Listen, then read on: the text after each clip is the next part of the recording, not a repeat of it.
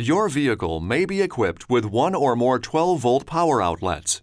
Some can only be used when the ignition is in the on position, while some are powered directly by the battery and can be used any time. Remember though, excessive use of this outlet can drain the vehicle's battery. You will also find a 115-volt AC power inverter. The switch to activate the inverter is located on the touchscreen. The power outlets can be used to power cell phones, electronics, or other low-power devices.